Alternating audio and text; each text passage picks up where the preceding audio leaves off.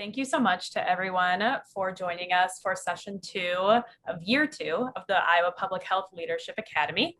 Again, my name is Erin Tabor, and I am a research associate at the University of Iowa, and I act as a project coordinator for the Public Health Leadership Academy. This session is the second of 4 sessions that will take place over this spring and summer. This session will cover workforce development for boards of health and supervisors in Iowa.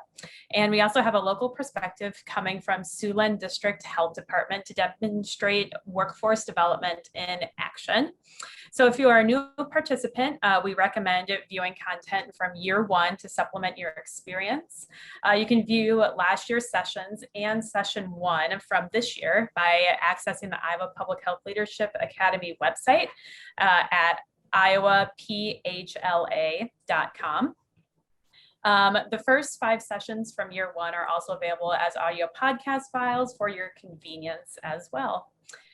Before I turn it over to today's speakers, I just have a few quick comments and housekeeping items. So first, please keep yourself on mute unless you are speaking. The mute button is at the bottom left of your screen, and be sure a red line is through the audio button. Please utilize the chat function to participate and ask questions. The chat function is at the bottom center of your screen. You're also invited to ask questions verbally, so simply use the raise hand feature under the reactions tab at the bottom right of your screen, or when it comes time for questions, just go ahead and unmute yourself and ask your question.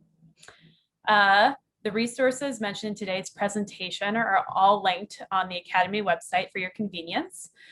These are available under Curriculum Year 2, Session 2.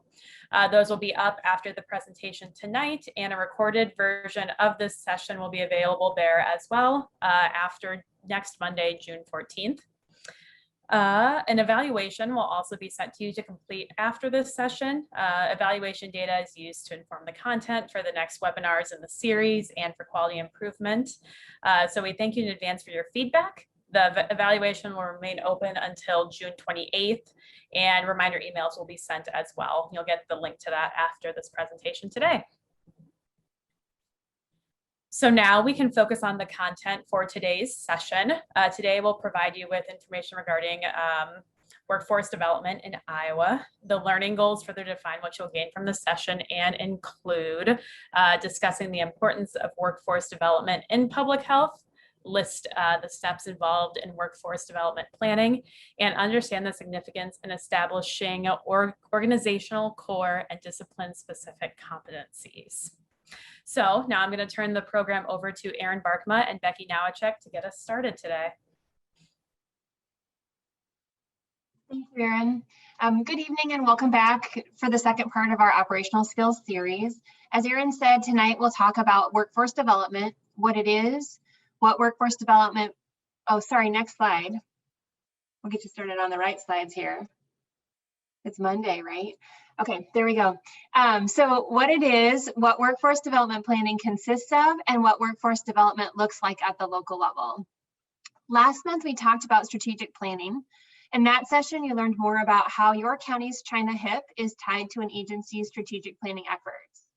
That a strategic plan should include the issues or priorities that the agency can address as a part of its collaborative contribution to implementing the health improvement plan. Things such as systems development, communication, and partnership development. You also learned that strategic planning is a process for defining and determining an agency's roles, its priorities, and the direction for the agency over a specific period of time. And that a strategic plan sets forth what an agency plans to achieve, how it will be achieved, and how to know if and when it actually is achieved. Once a strategic plan is in place and an agency knows what it wants to work on and the direction the agency is going, the next step is to identify who will do the work and what training and tools they need to help them succeed in achieving not only the agency's goals, but the staff's individual professional goals as well. Next slide. So let's start by defining a few key concepts. Next slide, please.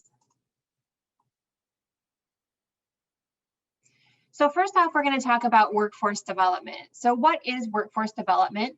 You may also see the acronym WFD. So if you see that, that's what we mean, is workforce development. So workforce development focuses on an individual's ability to grow their skills and develop the tools they need for success.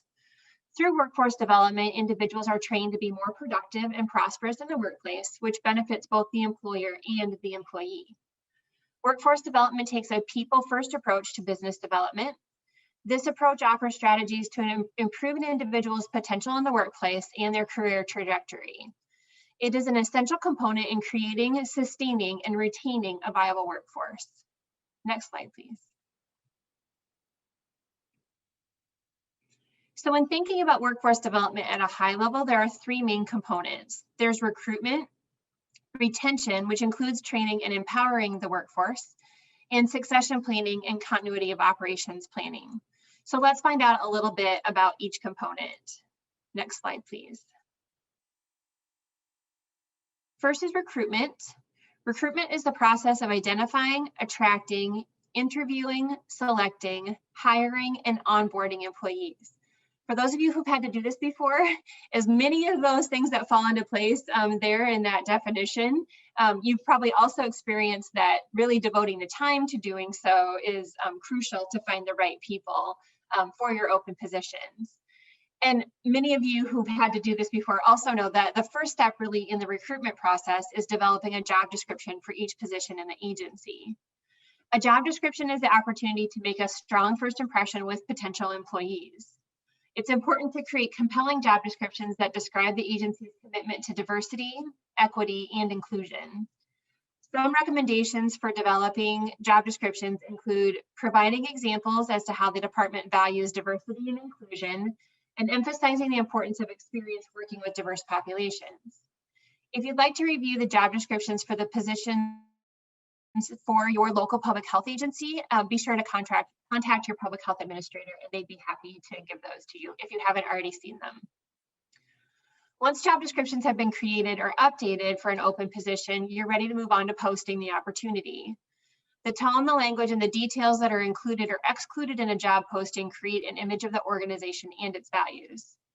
A great way to find potential candidates is to use partners or establish relationships to help recruit individuals representative of your community. And I know just talking with the agencies in my region, there's been so many new opportunities for partnership through the COVID-19 response that there should be a variety of people that you can reach out to when open positions happen within the organization or within the county that you're representing. Next slide. Some recruiting best practices include developing a policy that outlines the recruitment process, so posting, interviewing, and hiring as an inclusion of that. Many times Becky and I and other regional community health consultants get questions like, okay, so we've got an open position, now what do we need to do? And each county varies, or each health system-based agency varies on how that process takes place. So developing a policy that outlines that process is important. There are another best practice is advertising for diversity. So you also want to consider targeting your recruitment activities to underrepresented populations. So if you have those underrepresented populations within your county, it's best to then advertise for diversity to make sure that you're kind of including that with those positions. Including on-the-job mentorships and career ladders, so using mentoring to help onboard and guide new employees is always a plus. It's something that I think as regional community health consultants, we recommend to agencies and administrators. It gives you really the opportunity to have people who are seasoned to onboard and bring on new people and teach them kind of the lay of the land and how everything works within your organization. And then demonstrating an organizational commitment to diversity is another best practice when you're looking at recruiting. Next slide.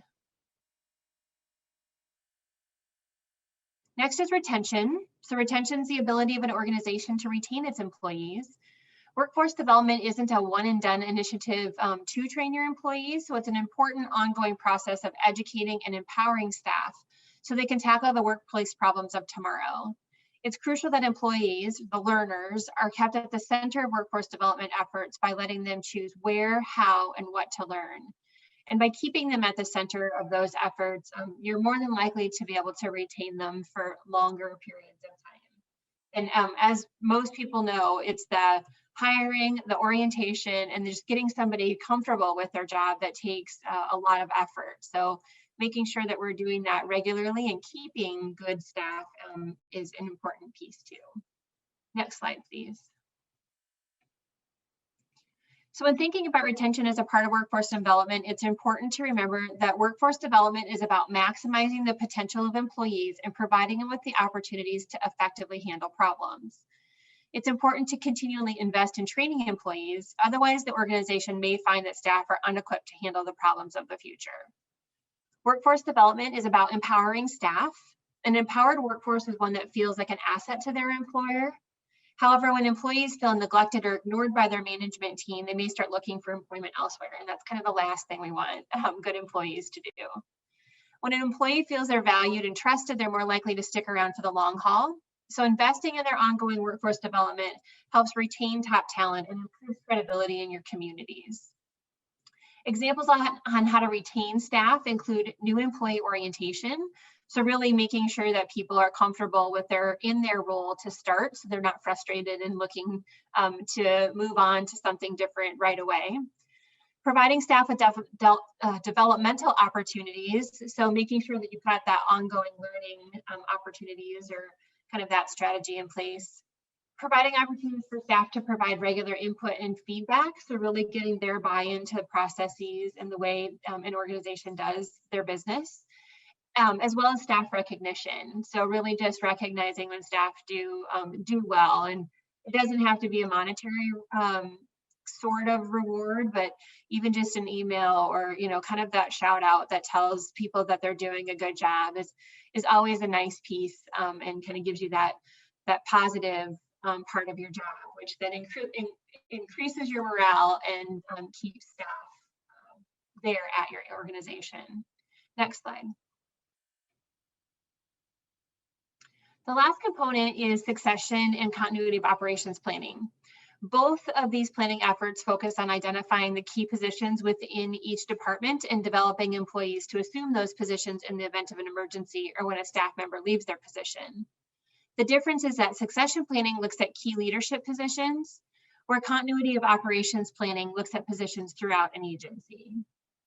The overall objective for this type of planning is to ensure that the agency continues to operate effectively when individuals occupying critical positions depart. Knowledge, skills, and abilities are assessed and gaps are identified so that cross-training can take place prior to a vacancy in a position. It's not a one-time event, rather it's a reassessed and revised annually throughout the workforce planning process. Now let's talk about workforce development plans. Next slide, please. A workforce development plan is an assessment of the knowledge and skills of the current workforce, linked to the anticipated knowledge and skills of the future workforce to best meet agency goals and objectives. A workforce development plan should identify objectives and strategies that are aimed to meet gaps identified. In short, a workforce development plan attempts to get the right people in the right jobs at the right time with the right knowledge and skills. Next slide, please. We can't talk about workforce development without talking about a learning culture. So one overarching goal of a public health agency should be to create or enhance a learning culture. Culture is defined as a way of thinking, behaving, or working that exists in a place or organization. In a learning culture, the acquisition of knowledge and skills is supported by aspects of the organization's environment that encourage surfacing, noticing, gathering, sharing, and applying new knowledge. A learning culture is the foundation for workforce development efforts. A workforce development plan supports a learning culture. The workforce development plan does not create this learning culture, but provides guidance for one critical element: employee access to lifelong learning resources and relevant training and development opportunities that build the competency and capacity of the agency's workforce. Next slide, please. So learning can take place in a variety of settings, either formal or informal, through a multitude of activities. Those activities can include mentoring, we mentioned that earlier, Shadowing, so as you're doing some cross-training, it might be beneficial for employees to be able to shadow those that do the work on a more regular basis. Coaching, so as there are new skills that are coming through, kind of coaching the individual on the pros and the cons of what they're doing and giving kind of that positive feedback and any correction if needed. Staff meetings are a great way to learn as you're going through, where you can share a little bit about what you're doing, as well as having others share what they're doing, so that you've kind of got that ongoing learning across an agency. Project work is another great way for learning, because you're going to have to dig in and figure out how to get the project done. More often than not, even as we're doing projects at IDPH, we end up finding out, I think we learn more new things as we do project work than anything else. And then there's also professional networking. So providing those opportunities for staff to maybe attend public health conferences or other trainings where they can network with others in other counties and other areas that are similar to their own. Next slide, please. Leadership support from the governing entity is also critical for the success of agency workforce development efforts. The infrastructure needed to support workforce development policies, training budgets, employee performance reviews, and comprehensive needs assessments are unlikely to become part of an agency's standard way of doing business without leadership support. There are 5 actions adopted from the manager's role in creating a learning culture that agencies and boards may consider as they enhance their organizations. Leadership support in these efforts will increase the likelihood of change. The 5 actions are: establish a clear picture of the culture you're trying to cultivate. So what does a learning culture look like in your organization? Understand the benefits of change. Define expected benefits individually and organizationally, so you will know it when you see it. Sorry, that's a little bit of a tongue twister. Communicate with others and share the vision. Model the new behavior and find supporters and influencers and have them model the same behavior. And then finally, begin to expect others to model the new behavior. So encourage staff, support successful change, and recognize progress. So again, kind of that staff recognition piece.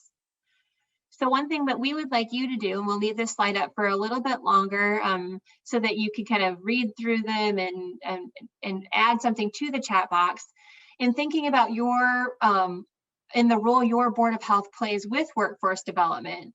So those of you that are county-based and your role is the governing entity is going to be a little bit different than when it's a health system-based type of situation. So if you have a hospital that is serving as your local public health agency, this is going to maybe be a little bit different. But in thinking about that role, what action from the 5 listed above do you think is most important? So please use the chat box kind of to share your top action with the group. And we'll give you a minute or so to read them and to type things out. And actually, we might give you a little bit longer than that. We'll go into the next slides and we'll kind of come back and recap in just a few minutes.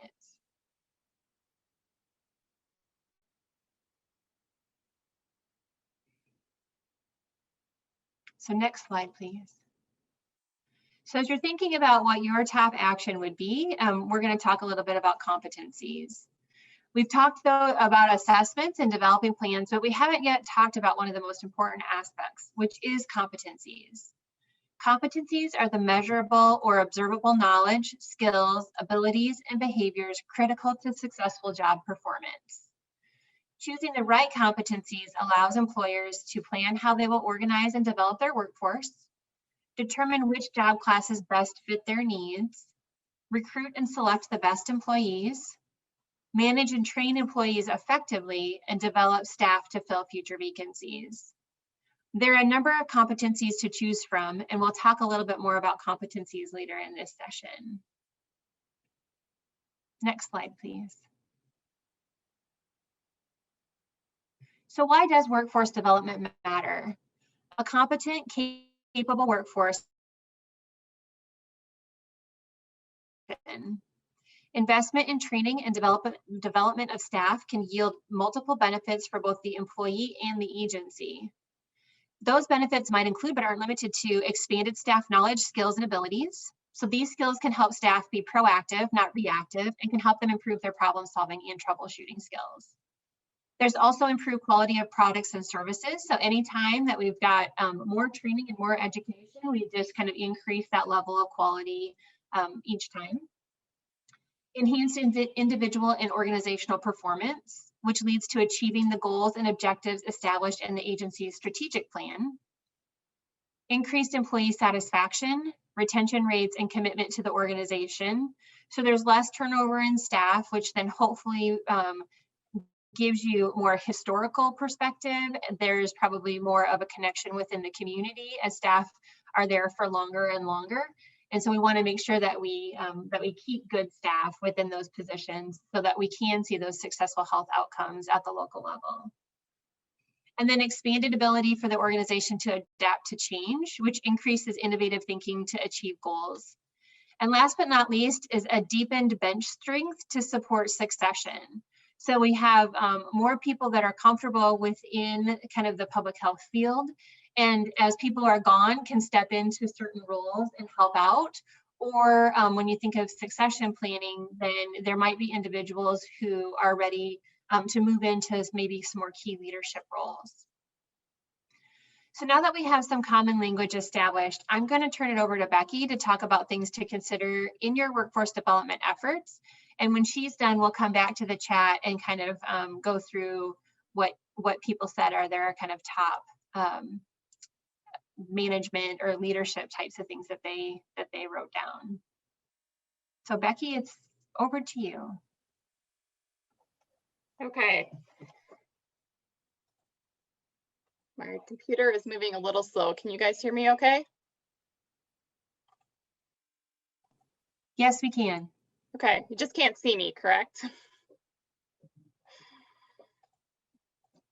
Okay, so just moving on, next slide, please, Erin.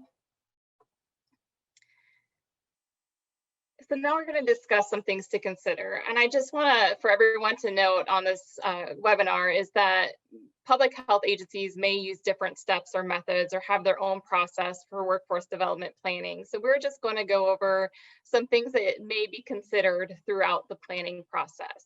Next slide. For this portion of our session, we will discuss possible steps in workforce development. Some of these steps may include identifying a lead, garnering leadership support, creating a workforce development team, conducting an environmental scan and gap analysis, establishing competencies, assess training needs, writing a plan, communicate, implement, and evaluate the workforce development plan. Next slide. The first step that a public health agency is going to do is identify a staff member to lead the initiative. While completing the work associated with writing the plan may not be the sole responsibility of one single individual, the lead is responsible for managing the overall writing process. One thing to note as well is if a public health agency is currently accredited or pursuing accreditation, the lead should have a basic understanding of the Public Health Accreditation Board standards and measures. Next slide. Another step to look at is garnering leadership support. So the agency should identify a leader within public health or the health departments who will champion the workforce development efforts. The plan's successes and more importantly, its implementation is dependent upon the support of the agency's leadership and supervisors or managers. And this also includes the Board of Health, having your support to assist them in their workforce development efforts. And we'll talk a little bit more about that later. Next slide. The next step really is going to depend on the size of the local public health agency.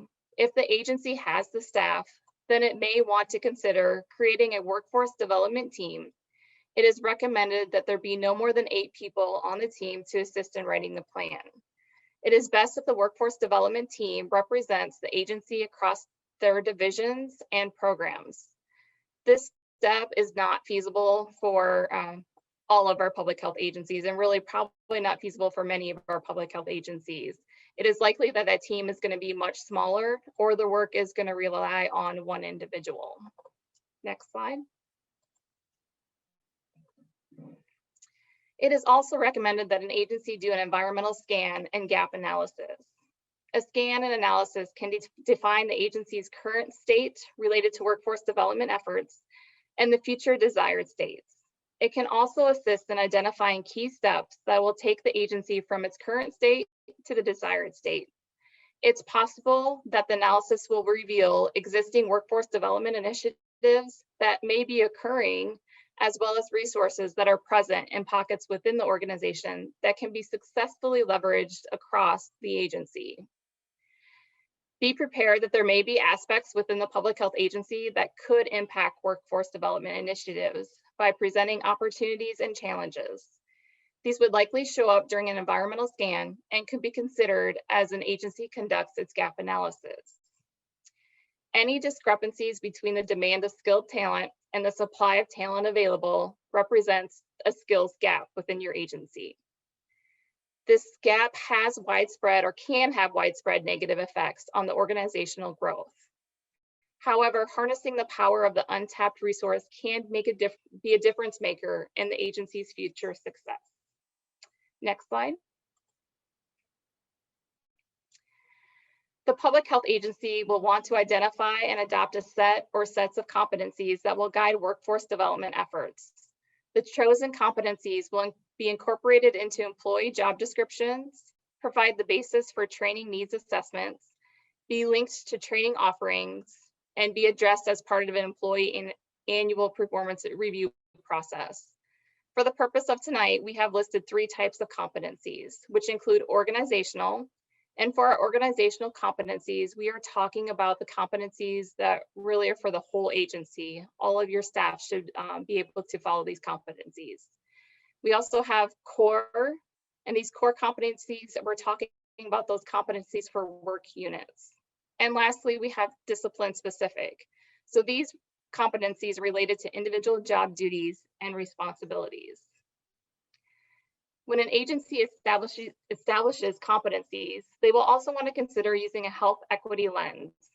Some examples of workforce competencies using health equity lens may include, for example, understanding of the social, environmental, and structural determinants of health. So looking at the social determinants of health and the connection between the presence or absence, which reflects the success, health of communities of color, immigrants, and refugees. It's also maybe a knowledge of affected community. Can be built by building authentic relationships with communities, analysis of community-driven data. Also, collaboration skills. Do your employees, are they able to develop partnership, building skills that are intercultural with dignity and respect across all classes? And then also cultural responsiveness and humility is another one that could potentially be a competency for health equity. So as a Board of Health and Board of Supervisor member, I just want you to think about, and maybe an action step as we think about, in the past we've been doing action items, does your public health agency have established competencies that guide their workforce development? So again, I would encourage you to think about that. Have you seen any competencies? And if you would like to reach out to your administrators to see if they have adopted any competencies. Next slide.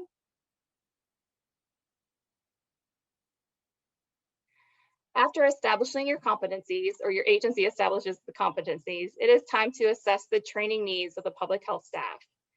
Training needs assessments are designed to uncover gaps in a workforce's knowledge, skills, abilities, and behaviors while prioritizing training efforts.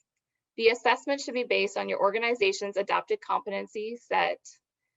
It is important for public health agencies to consider assessing not only organizational and core competencies, but also discipline-specific competencies in an effort to identify needs related to, relative to employee-specific positions or roles. Next slide. It's also important to know that there are multiple approaches in conducting a training needs assessment. So each public health agency may do this differently. They can do a paper-based assessment tool, online assessments, focus groups, direct observations, key informant interviews. And it is likely that the chosen approach will really depend on a variety of factors. And these will include the time that it takes, cost, and staffing. And these approaches will yield a high-level composite summary of organizational training needs across your agency. Discipline-specific assessments can follow. The public health agency will likely identify and address individual employee training needs through the employee performance review process. And if a public health agency is new to conducting a formal competency-based training needs assessment, so it's their very first time, it may be best for that agency to begin with an assessment of all staff using a set of broad organizational level competencies and core public health competencies.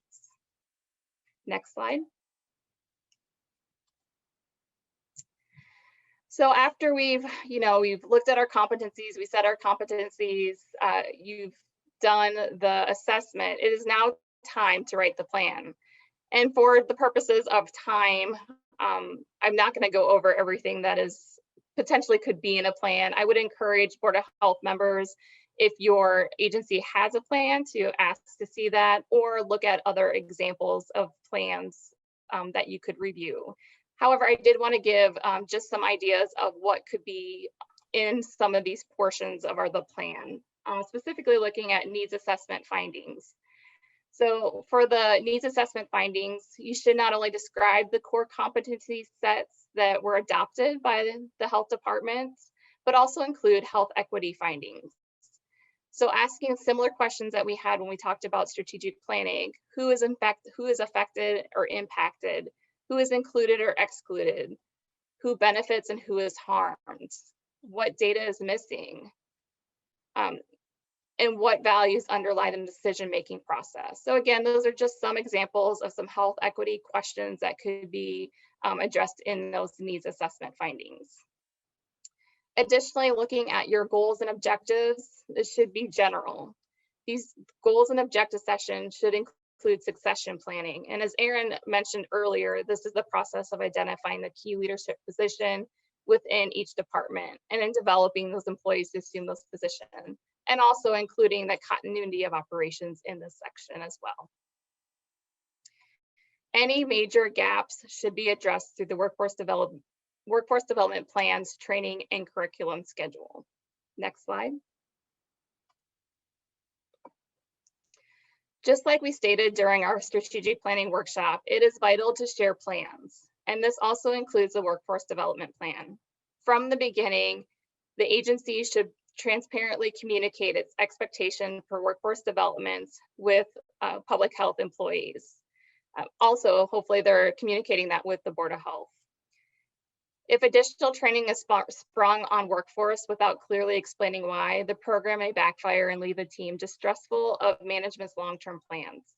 It is just as important to let employees know that the agency management and leadership are receptive to feedback and want to find out whether workforce development initiatives made a tangible impact on their performance. As with anything, and I think I saw a couple of these pop up in the chat box when Erin asked the question, communicating the plan keeps the workforce development plan front and center, which supports buy-in and enhances the agency's learning culture. The communication can be a combination of formal or informal, and it's a multifaceted approach is encouraged. So using social media, newsletters, reports, emails, and other things that you can think of. Next slide. And finally, it's time to implement the plan. This includes identifying professional development opportunities and workforce development learning. Professional opportunities could include in-person training, online workshops, or webinars through a number of available resources. Another way for staff to develop skills and knowledge is through workforce learning, which could include brainstorming sessions, one-on-one mentoring, and individual performance reviews. It is important that managers or supervisors support staff as they work through the steps within the plan. Next slide. The implementation of the workforce development plan should be monitored by the workforce development team or by the lead person identified early in the process. There needs to be a process established for tracking employee training and the progress for meeting the agency's goals. For employee training, tracking can be the responsibility of the individual employee with a tracking mechanism, such as spreadsheets, database, employee file, or a learning management system, which can either reside within individual divisions or centralized within a human resource department. And as I mentioned earlier, one way to garner support is leadership support is to evaluate your efforts. It is important that the agency evaluates the impact of training efforts and to communicate those outcomes or impacts out to the leadership and Board of Health. As if with any plan, it should be reviewed annually and updated as necessary. Next slide. We wanted to take just a few minutes to review who should be involved throughout the workforce development process for our county-based agencies and our health system-based agencies, since it does look a little different. So for our county-based agencies, for those who have a human resource department, I understand that not all counties have a human resource department, but the HR is going to be involved with workforce development all the way from recruitment to succession planning. As a Board of Health member, we're hopeful that you're providing some input in workforce development. We're hoping that you support your public health administrators and staff for providing resources such as allocating funds for training and workforce development. And we're also hoping that you are receiving some kind of update or being communicated with on the process and the impact that your workforce development and training is having on your staff. For Board of Supervisors, it may just be the communication of the plan. Again, it may look a little different in each county on how that looks. And for staff, we hope that all of them are actively involved, whether they're on a work group or just participating in trainings, providing input back to leadership. For health system agencies, many of them have human resource departments, and that department is likely involved with the workforce development. They're involved in recruitment, all the way to succession planning again. For their board of trustees or board of directors, again, they may be providing input towards workforce development. Staff may need to gain support from their board for resources for training of staff and communication of the plan. And again, staff actively involved, whether it's in the work group or in another way, communication, monitoring of their trainings, and whatever else may come up. So I think at this time, we'll go back to the chat and follow up with the questions that Erin had for you. And also, if you have any questions at this time before we invite Kevin to speak.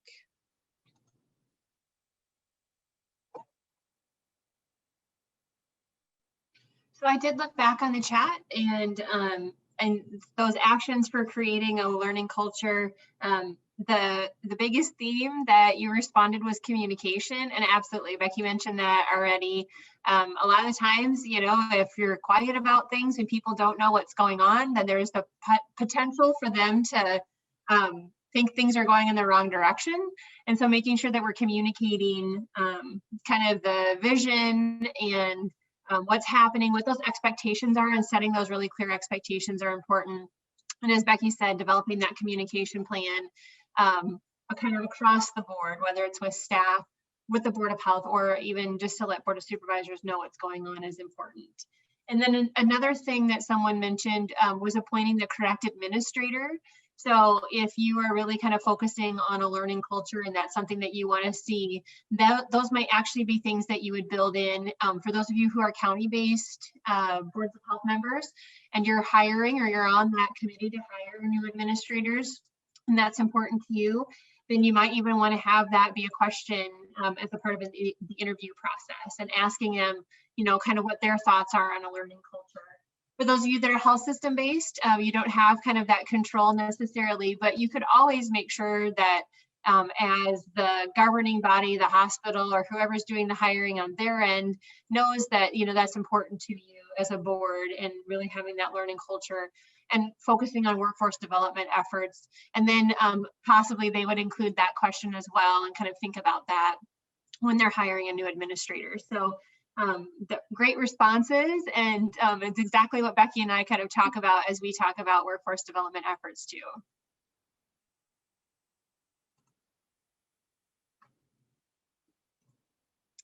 So does anybody else have any questions? Because if not, then I think Kevin is up. Right. Good evening, everyone. Thanks for being here. I'm Kevin Green, the director at Siouxland District Health Department. And I think before we move into the slides, just to give a little background on myself, one of the key comments that was in the chat is hiring the right administrator. I think that's very important. I don't know. I've been in this position 10 years. You may check with my Board of Health. They may still be questioning whether they made the right choice or not, but it is a part of what they did. And I think we've made progress. To be honest with you, when we take a look at the workforce development plans, I think it's getting down to an honest assessment of the skills you want to be the type of organization. I came into public health with a background. I had 10 years of youth development. I did do 3 years of college, community college administration. A part of that was curriculum development, and along with that was employee development. So those are kind of pieces or nuggets of information of sort of past experiences and things that I brought into the position that I don't think the board was necessarily looking at hiring for, but it is one of the things that they got when they selected me as their administrator. And so I think it's important to take a look, and for you as Board of Health or Board of Supervisors, if you're looking at growing your public health agency, it's kind of figuring out what is it going to take to do that. And I think that's part of what we wanted out of workforce development. And I think the other part is we take a look at, as we're doing our selection, and I'll kind of visit a little bit about this, is really focusing on people's more of their soft skills, their people management, their partnership, their relationships. Those are things that public health has to be get good at and understand what's going on. So we'll move forward with the next slide as far as from the workforce development plans. First off, there I am, just myself, photo, whatever. We'll move forward then with the next one. When we went together, we are an accredited public health agency within the state of Iowa. And one of the things that I said we had to have as reflective is in any document, there needs to be really the purpose and the reason why that document actually exists. So when we take a look at this, training and development is one of the part of a comprehensive strategy towards agency quality improvement. We have done an agency that I inherited that is phenomenal. But the one thing is we have to go from what we're currently at to getting better. And I think some of the things is we had to take a look at the gaps in the knowledge, the skills and abilities through assessment of both organizational and individual needs, addressing those gaps through targeted training and development opportunities. The reason why it was important to me is that I also recognize moving into the administrator role, there were some pieces that we probably were more in a gut instinct as opposed to actually documentation. And so I think the plan itself then serves as our real foundation to training and development of the workforce. Next slide, please. Some of the necessary links, these are all documents required for accreditation, but I think in all reality, they are sort of the basis and the template you use for developing your workforce. First off, you talked about communication. If your organization and employees are not aware of what your mission and vision for the organization is, then you're probably not going to have a lot of success. We chose an overarching vision when I first started with the local Board of Health. We moved to a healthy community for all. Quite high level, that type of thing, but we need to define and help people understand what that means. Next then is a strategic plan. We did move through a strategic planning process. The original one we did really focused on our internal operations and functions. We are now on the cusp of beginning to do our next strategic plan because that has been about 4.5 years ago. This one now is really going to build upon the skills we've developed internally towards looking at the outreach and the connections and the relationships with our community. Next off then is a quality improvement plan. There was one day that, a lot of times within an organization, there's usually a management structure that tends to be in charge of quality improvement. One of the things that I recognized here at Siouxland District Health Department and took a look at is we need to engage all levels of our employees in doing some quality improvement. They need to recognize there's always potentially a way to do that better. And I think one of the key things that I had to emphasize for them is what I did not sense when I started, and granted, I'd worked here 8 years before I took over as a director, there was this inherent sense of fear of failure. And so we had to quickly begin to address that and understand that my philosophy with it is that if we fail doing something, to me, is greater than failing to do anything. And so I think those are pieces that we had to do. But what we do is our failures are things we learn from. We don't repeat them. You don't do the same thing twice. And I think finally, the last part was really looking at the performance management plan. What is it we are going to turn around, and how are we going to document for our community the impact we're having? And in all reality, we're looking at getting this culture of learning and quality performance and improvement. To kind of enact as and kick it off with us, we did do a full day quality improvement training where we talked about using data for decisions, measuring what we need to do, what we need to accomplish with the data that we collect. It was kind of interesting because we started talking about from the concept of within the organization, getting the right position to do the right tasks. So what I discovered is I had some probably nurses, et cetera, upper level individuals that were doing a lot of daily sort of rote tasks that we needed to work with our support group. And so that was kind of what we looked at, began to identify, begin to move towards that. And those were kind of the initial steps we took as far as baby steps within the workforce development plan. Next slide. The profile for the organization. You may wonder how we're made up. I actually have 65 full-time equivalent employees here at Solon District Health Department. So we are a little larger than the normal that exists across the state. When I started here, when we look at sort of the breakdown as far as the demographics, we had 5 of Hispanic origin. Now, granted, about 19% of our total county population is Spanish speaking. Therefore, that was one of the focused areas that we ended up doing. And what we wanted to focus is to get additional Spanish speaking because what was really burning us in efficiency was having to provide an interpreter for all of the services where the Spanish speaking residents or clients were coming in to seek those. So in the cusp of about 6 years, we made a strong focus by making it a bilingual requirement in some of our different positions. And we moved that marker from about 5 up to 12, or almost 18% of our total employees, which mimics sort of our county population. In addition to that, within gender, though, we do have 55 females and 10 males. I was excited when we looked at one of our last hires was a male nurse. That was somewhat of progress. I wasn't sure if we'd ever achieve that standard, but it was just important to us for other individuals in recruitment to see males and females equally represented in all parts of our positions. Next then is the age. One of the things within the age is we probably are getting a little older. I think 36 is our average age of employees. When I took a look at that, I began to think of all the new people we had hired, but I also look at our age. Just within the ages, it's not necessarily a factor for making decisions related to providing the direction. It's just in recognition and acknowledgement. Because once in a while, when you get, and I'm just as guilty of this, and I always have staff challenge me, is that once in a while I'm like, okay, is it my age showing? Am I being too restrictive? That type of stuff. I want them to ask the question in a polite, professional manner. And I think that's what gives what I call professional questioning as more of a latitude within it. When we get down to retention, we have about 40% have been less than 5 years, 12% the 6 to 10, and 48%. But what really struck me, and I am in this group, is 33 or 1/3 of my workforce will be retiring in the next 10 years. So when we talk about succession planning, it's of vital importance that we build that into a workforce development plan. Next slide. One of the things that we've talked about are the core competencies. We ourselves did not spend a lot of time going through, and we needed to look for a research-based sort of a proven one. So we looked at the Council on Lincoln core competencies. As we went through and did an assessment of those 8, those were actually the items that we felt best fit and would be able to give good documentation and a framework for us to use as we begin to move forward with our workforce development plan. So these are the 8s: the analytics, assessment, policy development, communication, cultural competency is included in there. This is one of those that we continually struggle to really document and make evident within the work that we're doing, but it is important to us. And then some of the community dimensions of practice. One of the things that we had to adopt as a philosophy is that public health happens all over Woodbury County. Therefore, we need to partner, we need to compromise, and we need to work with those other public health professionals that are out there doing prevention work. And then it gets down to the science side of it: management, leadership, and systems thinking.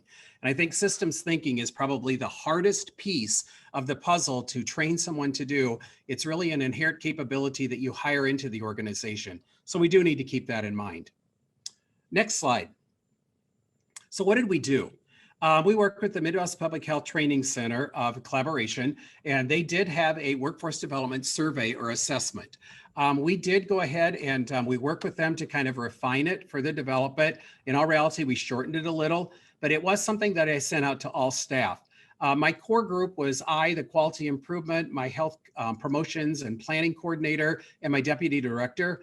As we took a look at it, we knew that the language and the terminology in it was probably written at a level that not 100% of the staff would actually necessarily understand, but we couldn't figure out how to maybe make it more direct with them.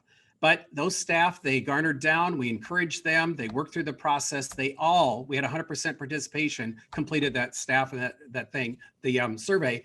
What let us know then is to kind of where they're at with the individuals. This actually then links back to the core competencies of public health professionals we saw in the last slide. And then what they did is we gave each employee then a PDF of their own survey results. And the reason why that we did this is because we were starting underneath sort of our performance management and also within our personnel management is we were looking at assuring that that place in our performance review process that was sometimes overlooked many times was the basically their staff development or personal development plan. And we thought if we don't give them the results of their survey, they may not understand what exactly are some areas that they may need to focus and to work on. So move on to the next slide, please. Here's some of the survey, the information that we actually came up with. This is just kind of the assessment. As you see on the right, the importance, when you look down at the 12 different areas of the domains, we will look at the mean importance of what it would be, and then also the proficiency. So what the mean importance was, as they provide or complete that, they're indicating how important they feel that is to the organization as a learning organization. With the proficiency, they're doing a self-assessment of themselves to really kind of analyze to say, where do they feel within the proficiency of that actual competency domain? And on the right-hand side, what you actually see is just that spider or that web diagram. That was just a pictorial way that we could take a look at it. And our margins are what I would say pretty even in all areas. But that was a pictorial way that when I'm presenting and educating and working with staff, that probably has more meaning just the table format on the left. And so we look at the distance and where the span is the greatest. And those are some of the areas that we think, is that what we do well, or is that something that we need to change? So as you look at the differences, financial planning came up with the 0.69, and then we also had the management at the 0.66. So those were two areas, but the other part is my employees told me that management was probably the most important component of what it was, and then systems thinking was least important. This tells me I have some work to do when we're beginning to improve systems within our organization in helping them understand, first off, what it is and how we incorporate that into what we do on a daily basis. Next slide. This also was another way, the competency prioritization sequence. What you're actually seeing here is the numbers across the top, the 1, 2, 3, 4, those reflect the actual competency prioritization you see down the left-hand side. But what you are doing is, for example, in this first square where there is a 1, you're looking at policy development program, and it is looking at analytical and assessment skills. So you look at those as being equally important within our organization. This is the grid that a group of managers here, there are 10 on this team, that sat down and we spent about 3 hours within a room and we worked through this, because one of the things after the results were received, I understood that this would be a strong basis for what we needed to take a look at and prioritize upon. So as you move forward this, you get down to number 9, emergency preparedness, and you go over with 8, where it's leadership and systems thinking. It's really looking at it as significantly less important. But the important part is to take a look at the right-hand side. What I wanted to get at is I wanted to get a ranking of what my staff was telling me they felt we needed to really work on, support, and include within our workforce development, training, development, and initiatives. And then the second part was actually the leadership and systems thinking. So we wanted to get those out there, and then we go up to communication skills. That is important. We continually work on that. That's for all. So looking at the next slide. As we move forward then, staff had the perception when we moved, the option is, I had probably about 60% of my staff that didn't necessarily get the opportunity to attend what I'd say conferences and external trainings. As a result of that, that is reflected right here in what they told us. First off, that supervisors need to consider prioritizing time for training during work hours. We're all very busy, but if it's important for someone to learn it, we need to put training into that. So one of the things that we actually did with this is we have quarterly all agency meetings. It includes a component of training each time. Another financial issues was another part of it. What we actually had is my predecessor as the public health administrator. She and her family moved forward and they have established a scholarship fund for local public health employees. And this is either for furthering, it doesn't matter what degree they're working towards, but it's towards getting credit. So even if they're going after an associate's degree, even if it's going after a bachelor's, a master's, we run an annual scholarship funding that provides about $1,400 just to them to support those educational endeavors. In the years that we don't have anyone seeking as far as formal college credit, then we take a look at using that funding for leadership development experiences for staff. So those are the two ways that we use that scholarship funding. Next then is that another challenge that we actually had is as we're putting together budgets, and some of these things I learned by being on other nonprofit boards. It wasn't something that was made aware to me, but I was amazed when I was on another nonprofit board. They actually had training expenditures within their line item for their budget. And so when we take a look at putting together our budgets and our funding opportunity, we need to make sure that we have that training costs and the proposals and the budgets themselves. Because if you don't put it in there, if you're only going to plan your training and workforce development around what money you have left, I guarantee you're not going to be doing training and development. And then I think most what's important that's come up, especially in the last 16 months, are the online learning modules. They're low cost, they're free, they provide a certain level of support. We can't overlook those as far as an opportunity for training and development. Next slide. So after I talk about all this, it's like, it all sounds great, but what has changed because of it? Number one of the things that I recognized is I knew that I could not offer enough training internally to the individuals who would actually need the support to really get that financial planning and management skills in place. So one of the things that I made the decision when putting together our budget is that I decided that I needed to move more out of, we had human resources support from our county department, but it was actually the financial and the business support that we didn't have, and that's what we needed internally. So I went through our organization, we did a restructuring at that point of time, and I added actually a business manager that is focused on the finances and our business office. That was something we'd been missing before. I knew it was not a knowledge base that I had enough time to train people into. I needed to get that infused within the organization in a short matter of time. So now we have a business manager. She is successful in working with our managers in doing budget development, fiscal financial reviews, reporting to the Board of Health. Those are pieces that I thought we needed to do and to kind of step up the game. Next, then we separated management and supervision. This really looked at the leadership and systems thinking. I have one group of individuals that I call my managers, and right now that is a 9-member team. The managers are the ones that kind of oversee the programs, and they're monitoring as far as progress within the programs. They're monitoring, working to monitor the budgets. They're the internet connected with our contractors or our funders and that sort of stuff. That is a completely different group than those individuals that supervise staff here at Siouxland District Health Department. So what we actually put together is we have one group that is the management level individuals, but then more importantly, if I'm looking at employee support is I pulled all of the supervisors. That's any individual within the organization that has supervisory responsibility over other staff members. That is a separate group. In those groups, we talk about things such as, you know, what do we want to do to improve our performance review system?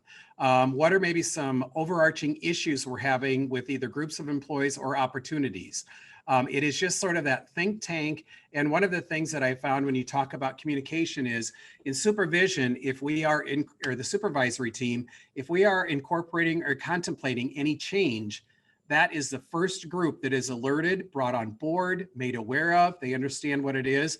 And then we make the decision whether, is this an announcement by Kevin as the health director, or is this something I can roll out in an email, but the supervisors are well aware of and they can support it more closely to the front lines.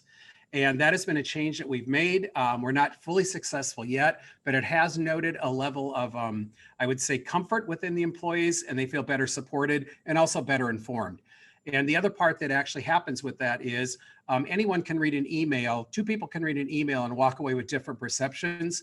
If we have the supervisors ingrained and understand what's occurring, they can kind of correct that, redirect, and help better understand exactly what we mean. I mentioned before the all agency meetings. We go through within the workforce development. We try to include things that are topics related to all employees. So for example, one of the things that we do is employee safety.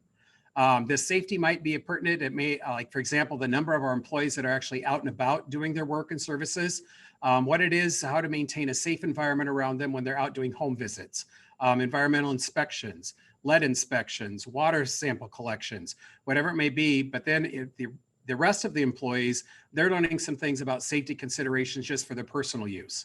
So we take a look at that in addition to what else may come up. For example, in the winter, we usually do about every other year a winter safe driving. We work with our risk management program and our insurance carrier to identify other topics. But those are all things that we look at in the all agency meetings, and we select those topics that are beneficial to all employees. As I mentioned before, we did develop the scholarship program, and about $1,300 to $1,400 a year is actually available for someone to do continue education.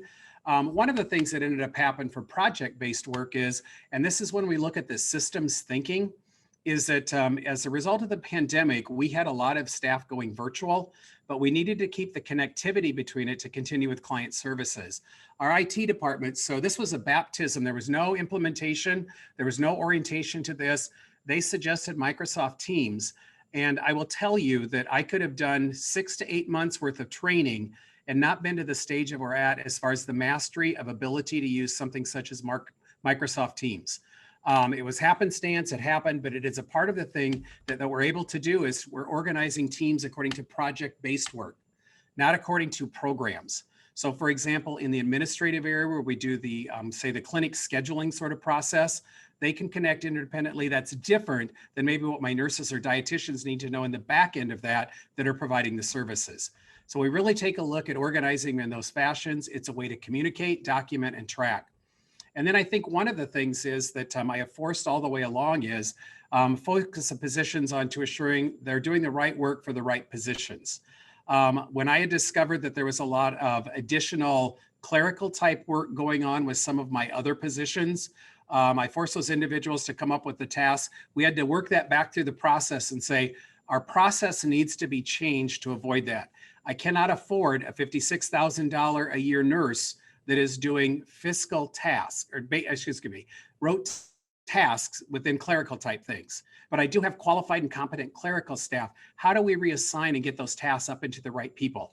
And so that really has been a major discussion. And what's interesting to me is the staff has caught on quite quickly. They already identify, and there's no offense with the aspect to say, this is probably somebody, this is what either somebody at a higher level should be doing, or the other part they say, this is somebody in support role that could be doing. And so we're beginning to get better at that, and staff are beginning to understand.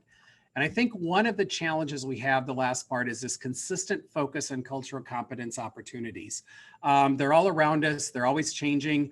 We've got 30 some languages spoken in Woodbury County and working with Sioux City schools. There is just a different cultural approach. Not all one approaches work. We have some of our populations that what's a challenge for us is the female in their hierarchy structure or power of their native land is not necessarily someone that they listen to. And so when we have predominantly, as you saw, 55 female staff trying to give direction, there are times that what we find out is those female staff can tell them something, give an answer, give guidance. They will argue with them. Once in a while, I'll get called in or another staff member. I'll go up and say the same thing and it's accepted. But we need to understand, and what's important to me with staff is they need to understand that that is not an inadequacy on their part. There's something background within that, understanding the role behind it, the motivation behind it, and really how they're raised is being able to kind of help them understand, and that gives them better clearance so that the next time they have an encounter, they don't start off with maybe in a negative frame of mind. And I think those are some of the things we look at, along with what are some of the accepted cultural practices. To be honest with you, for a number of years, I listened to staff complain that a lot of times of our Hispanic families would bring more if they were coming in for immunizations. We would probably have many times more than just the parent and the child that was getting the immunizations. We may have a small cluster of 3, 4, or 5 individuals that came. Well, staff was kind of, the exam rooms were crowded. It was difficult to provide service. So when we went through a clinic remodel, one of the things that I did is I said, our exam rooms are going to be enlarged. We cut down the number of them because I said, I can't ethically, as the administrator here, turn around and have a lot of where we're doing family development through our home visitation program, and then turn around and say, but in this case, when you come in for services, we don't want the family unit to come in. And so it's really beginning to help people understand and grasp some of those things. So I think those are pieces, I guess, of the puzzle that we put together. And one of the things when I was sitting here, just kind of watching what Aaron and Becky were actually presenting, I'm thinking, oh my gosh, I didn't include that within it. But I think the important thing is, in the role you play as either Board of Health or Board of Supervisors, is to support your local public health administrator, ask what I would call the critical questions, and then also offer them support and help in how they can work forward to develop this. To be honest with you, I would say that I'm not even sure my Board of Supervisors recognizes this as available. I do have one member on my Board of Health. I have shared it with my Board of Health is what it is, but I didn't engage the Board of Supervisors in development of this. It may be because we had enough individuals when you talk about 8 in a core team development. We had those ready in-house, so that's what we move forward on. But I think that's the important thing that I stress to everyone is just to consider the support and at least the movement or the nudge to begin to take a look at this. I know none of the next things when you talk about the COVID recovery phase. Right now, what I looked at is that I just kind of realized in doing an analysis of even my nursing staff is that I actually have 8 public health nurses, and 4 of those have come on board since just shortly before COVID hit us. And so they don't know what normal public health is. And so one of the first things that we're going to begin to do is we're going to work with just that employee base. We're going to go into there and do a needs assessment and determine what training and support do they need, because they end up being responsible for WIC services, immunization, tuberculosis, STDs, and just kind of oral health. They do screenings in that area. Those are all areas, but we need to take a step back and determine, do they still feel competent and capable to do that? Or what's my responsibility for assuring I bring them up to that status? So I think that is any questions from anyone?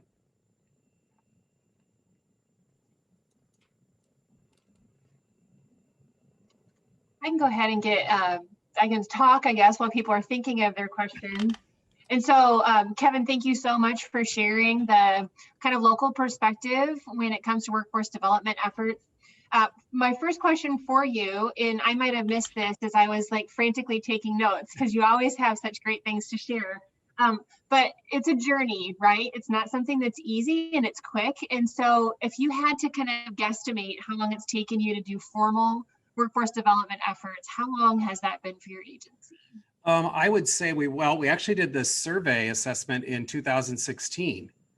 And so it'll be coming up on 5 years since we actually did that. And we spent 1.5 years prior to that kind of prepping, beginning to get the nudge to begin to move forward.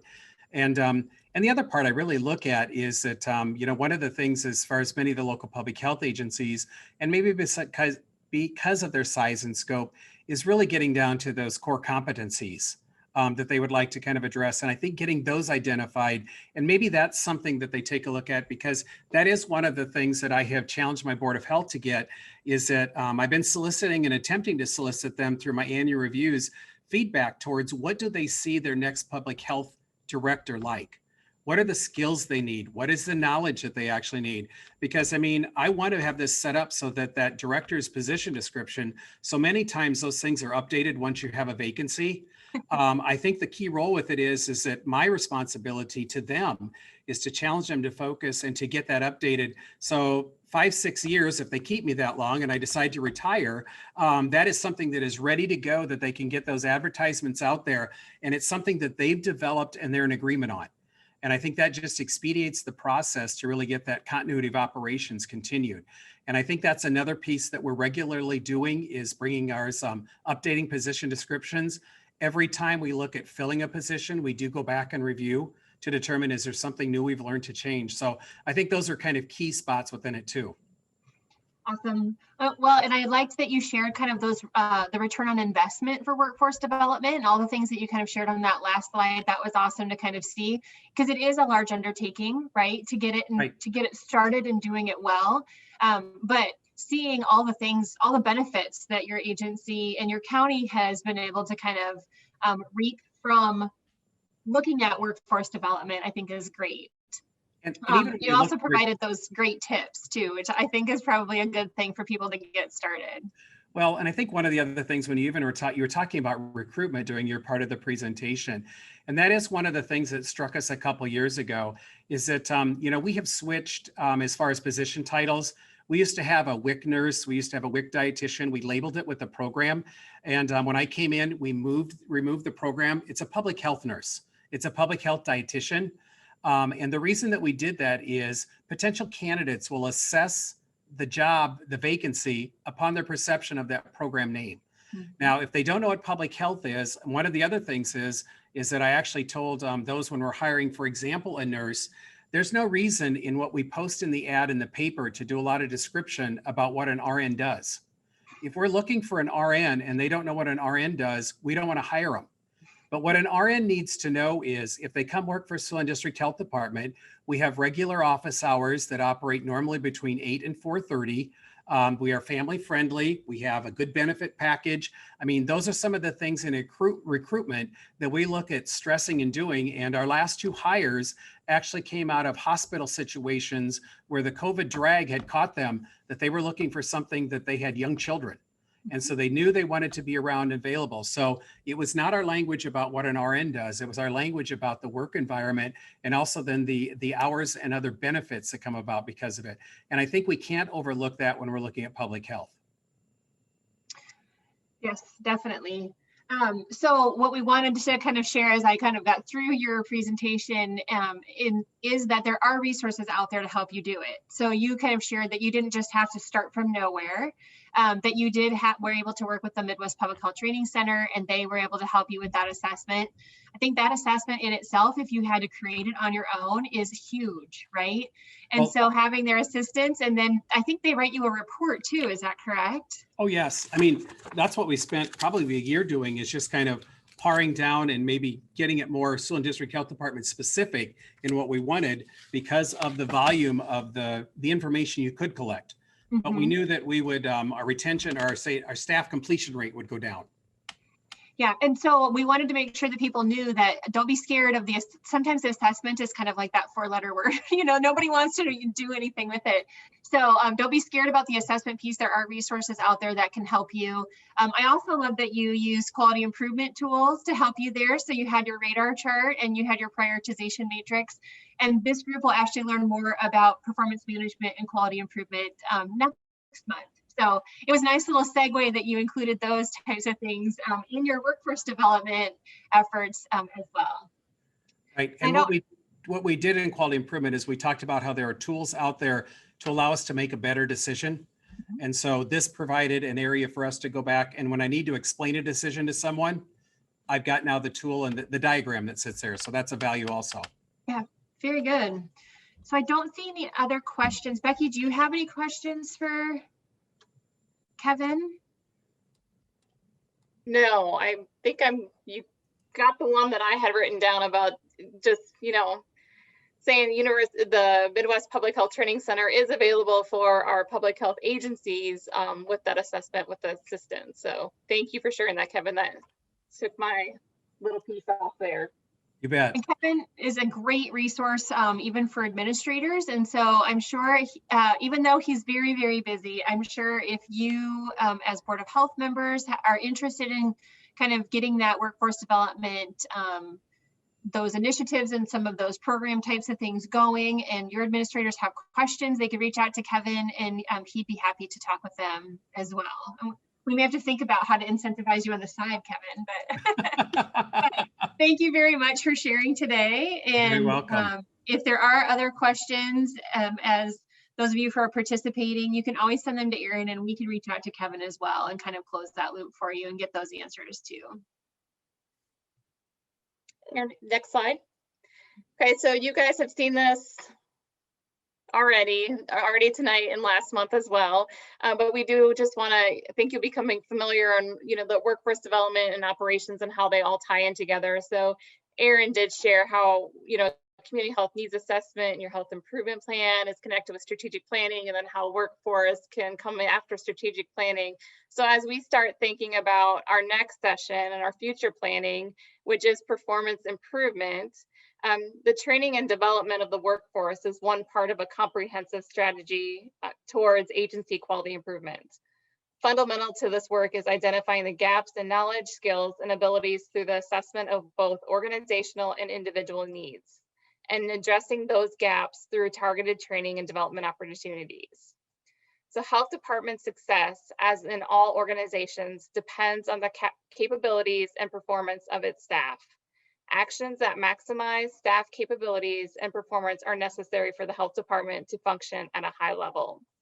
We hope that you'll be able to join our next workshop on performance improvement scheduled for July 12th. And also excited to share that you will get to hear from two different people, Andrea Bensinger and Rob Stewart. So you don't have to hear from Aaron and I again. So it's two completely new people.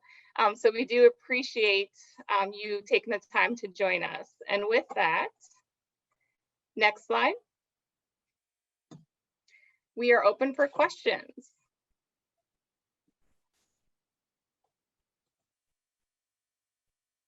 Yeah, once again, if you have any questions, you can either put them in the chat box or feel free to unmute and just ask your question verbally. And again, just another plug for the Midwestern Public Health Training Center. They're happy to work with any agency interested in workforce development assessments, like the one that Kevin discussed earlier in his presentation.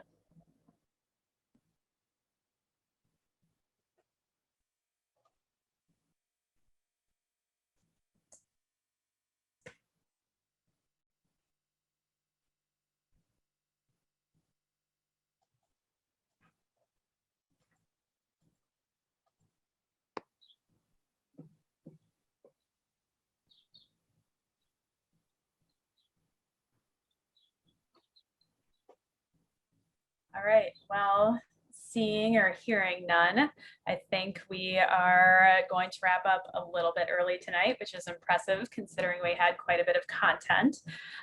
So thank you again to Becky, Aaron, and Kevin for the excellent session. As I mentioned earlier, and Becky just mentioned, or I'm sorry, as I mentioned earlier, a recorded version of the session will be available after June 14th, so next Monday, on our website. I will also be sending out a session recap email once the recorded version is available.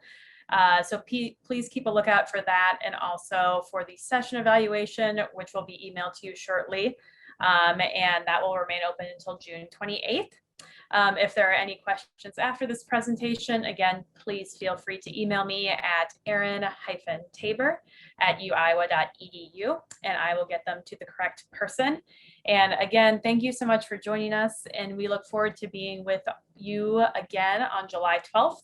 Just a note that that is the second Monday of the month, because July 5th is the observed day for the 4th of July. So that presentation again will be on July 12th at 6 p.m. Thank you so much, everyone.